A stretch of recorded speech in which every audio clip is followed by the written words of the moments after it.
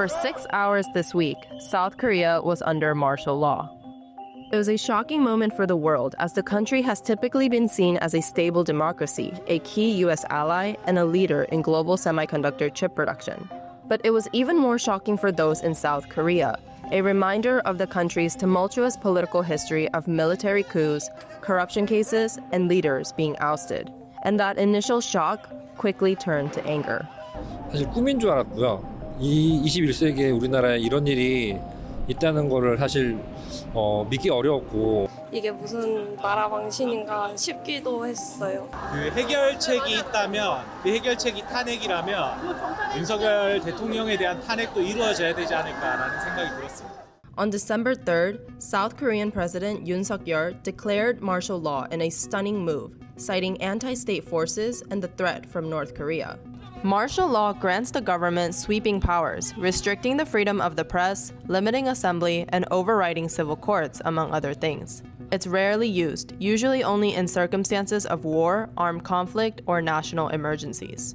The last time it was declared in South Korea was in 1979, when longtime military dictator Park Chung-hee was assassinated. Army Major General Chun Do-won, who carried out the coup, seized power and expanded martial law, where opponents under his rule were arrested, tortured, and killed. Universities closed, political activities were banned, and the press had limited freedom. Martial law has never been invoked since the country became a parliamentary democracy in 1987. Insiders were baffled by Yoon's move, and it sparked anger from the public that marched to parliament to protest. Lawmakers from the opposition, but also Yoon's own party, raced to vote against the move. Yoon reversed the order after members of the National Assembly unanimously voted against the martial law decree, in line with constitutional procedures. Critics claim Yoon's move was a bid to consolidate power and suppress dissent, drawing comparisons to South Korea's authoritarian past. Yoon's camp says he was simply following the law and lifted the decree promptly after the parliament made a formal request.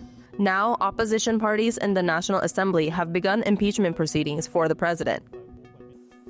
대한민국 국민이 압도적으로 원하는 그 사항이 민주공화국, 국민이 주권자인 나라에서 과연 언제까지나 끝까지 실패할 것이냐. 그러지 않을 겁니다. Whatever happens politically, South Koreans feel their image as a democracy has been tarnished. And for the rest of the world, the political chaos has shaken the world's faith in a key U.S. ally in the region.